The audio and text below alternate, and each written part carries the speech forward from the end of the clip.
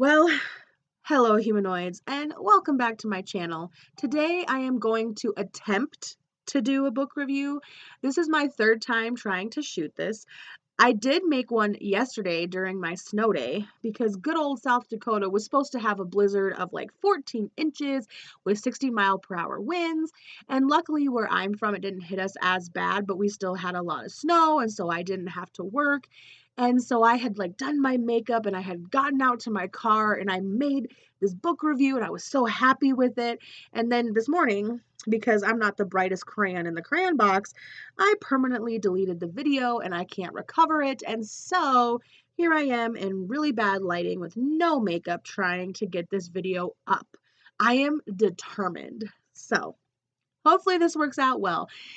As you can see from the title down below, today I will be reviewing City of Bones by Cassandra Clare. This is the first book in the Mortal Instruments series, and yes, I am aware this book has been out for like 11 years. There's now a movie out about it, there's a TV show about it, and surprisingly enough, I have not spoiled myself on the storyline, and I'm hoping to keep it that way because I really did want to experience this for myself. Now, for those of you who are like me and live under a rock, or you jump on bandwagons long after they have started, I will give you kind of a short overview of the story and let you know my general thoughts, and then I will go into the spoilery talk because I have so many things to talk about with this book. I don't think I've ever walked out of a book feeling these many feels, and so I just have to talk to somebody about it because unfortunately no one in my real life reads as much as I do, and no one that I know has read this, and I just need to talk about some things. So this book is written in third person, which I found very refreshing because most books I read are in first. And we start off with Clary in a nightclub with her best friend Simon, and she happens to witness a murder. Kicker, nobody else can see these people that are doing this but her. And then her mother ends up going missing, and she's all of a sudden thrown into this world of shadow hunters. Now, shadow hunters are half Amen, half angel, half human, and they protect the human race from demons. And so she goes on this journey to figure out what happened to her mom with these shadow hunters, and things happen, and it's all very interesting. That's the easiest way to describe the storyline without spoiling anything for you. Now, there isn't a lot of world building because the story is set in our world, but the shadow hunter world is very interesting. And I think she uses an analogy, but like there's a screen in front of like the human eyes that hides the shadow hunter world from us. And that was really interesting. And you do get to hear about their world a little bit. I'm sure it gets described more and more as the series continues, but I did think it was very interesting. Their lore was very interesting. There's a lot of action in this story. It's very adrenaline driven. I was on the edge of my seat. It really did keep me reading. I think this only took me about 2 days to read, and it's about 500 pages. I really loved Cassandra Clare's writing. The descriptions of the demons were really interesting, and you do like the characters. The characters that we follow the most are Clary, Jace, Isabella, Alec, Luke, and Simon. I feel like those are the characters that we get to know the most in this book in particular. Now, I did rate this a 4 out of 5 stars on my Goodreads. I do think that it's a good book. I'm not sure about my rating only because there are certain things that completely drive me bonkers about some of the things that happen in this book that I will talk about in my spoilery section. But if you're somebody who likes fantasy YA, I definitely recommend this to you. I think Cassandra Clare is a great writer. You like the characters. The action is fully packed into this book. So go ahead, pick it up, read it. Now for the spoilers. For those of you who have read the book, I think you're not going to be surprised by the first thing I'm going to talk about that really irked me about this book, and that is the ending, where Jace and Clary end up being brother and sister. I cannot even tell you how ticked off and almost uncomfortable I am by this. Now, here's the thing. I knew something like Star Warsy storyline was going to happen in this book, because Cassandra Clare mentioned Star Wars a couple of times. The first time was when Simon was talking about the first time he ever said I love you to somebody. He wanted it to be like Han Solo and Leia with the whole I love you, I know moment, which I thought was cute and nerdy. And then she was talking about how in Luke's truck, like in his rearview mirror, he had like the dice that's in the Millennium Falcon. And so when Valentine ended up being Clary's father, I figured that that was like the Star Warsy twist, which I saw that coming a mile away. Like from the very beginning of the book, I was like, the bad guy is going to be Clary's dad. Like, hello. But no, that's not what it was. It was that Jason Clary are brother and sister. Now, here's the thing. I don't really know why it makes me so uncomfortable, but this is as good as I can figure out. In Star Wars, like maybe sure Luke had a crush on Leia because she was beautiful, and Leia does kiss him very quickly to make Han Solo jealous, but there's no buildup of their feelings. There's romance isn't there. So it didn't really matter to me when they were like brother and sister. You're like, oh yeah, I can see that they get along. Yeah, there was nothing uncomfortable about that. But in this one, they share in a deep, long kiss. There is very, very buildup of attraction there. And like on her birthday, Jace takes her up to the greenhouse and shows her that flower at midnight, and it's really romantic and sweet. And after they find out they're brother and sister, there's still that sexual tension there. Now, I have not spoiled myself in this series, but I have heard booktubers say that this does get resolved in the series. So I assume that means that Valentine is just using Jace for whatever reason, and they're not really related, and Jace and Clary will end up together, even though I don't ship them. I don't know, but that just really, like, I think I almost tossed my book when I read that. I was like, you have to be freaking kidding me right now. I just was not expecting it, and it just was like, it's weird, okay? I just don't like it.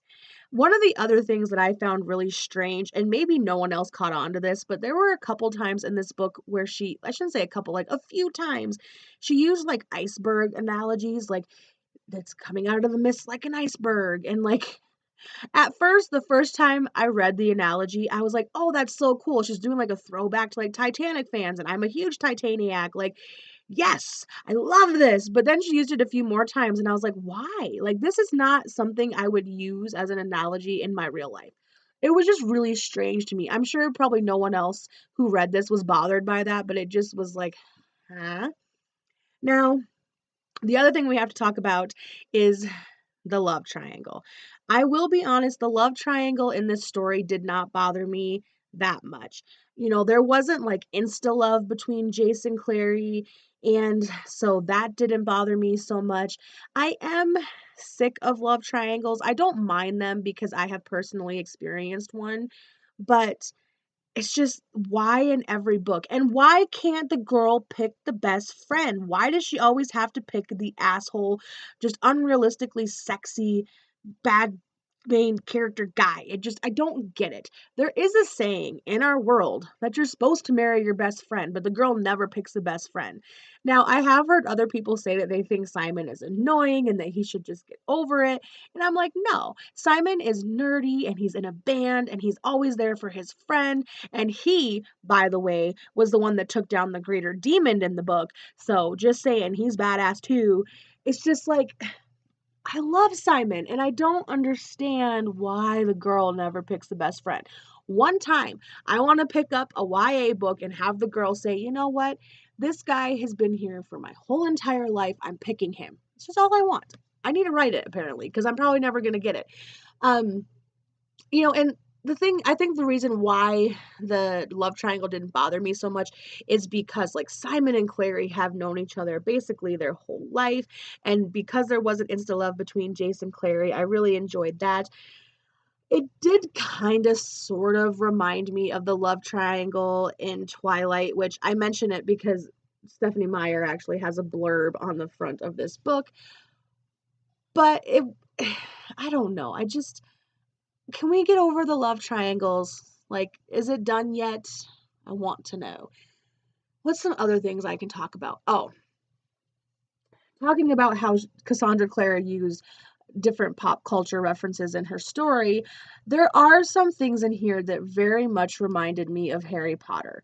Now, here's the deal. Harry Potter is very ingrained in me, especially. It was part of our pop culture for a very, very long time. It was my whole childhood. So anytime something comes up that's even a teensy tiny bit similar, it's like my brain automatically just takes me back to that story because it was such a part of my life. But there was just some things where I was like, this just really reminds me of Harry Potter. The first one being Hodge.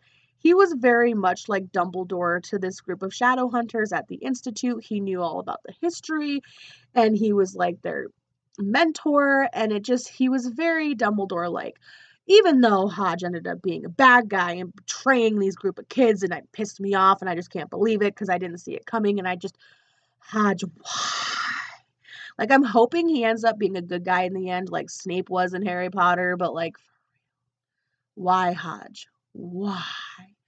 The other thing, and this is a huge stretch, and I'm sure nobody in the world thought this way, but Valentine and Voldemort.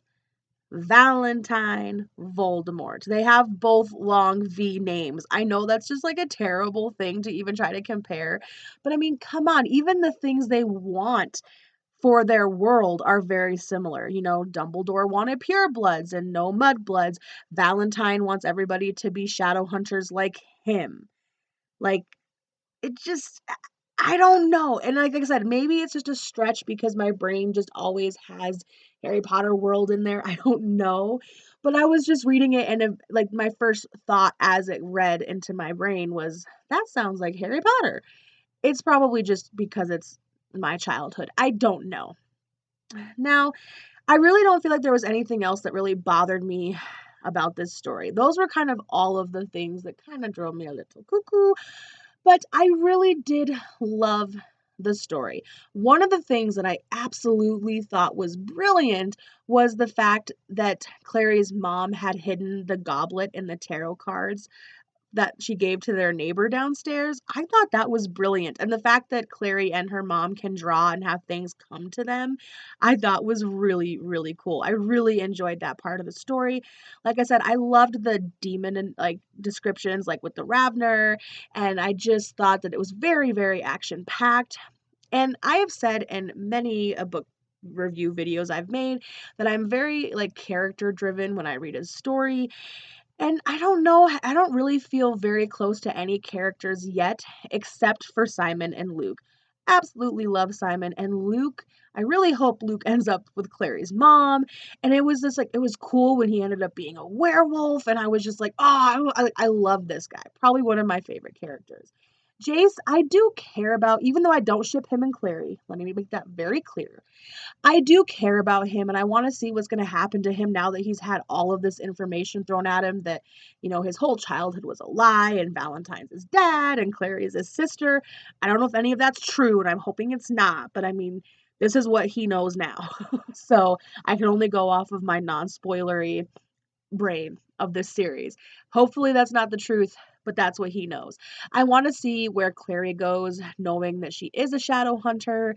Isabella, like, I don't really know anything about her except for she's a badass and she can't cook. So I'm interested to see where her character goes.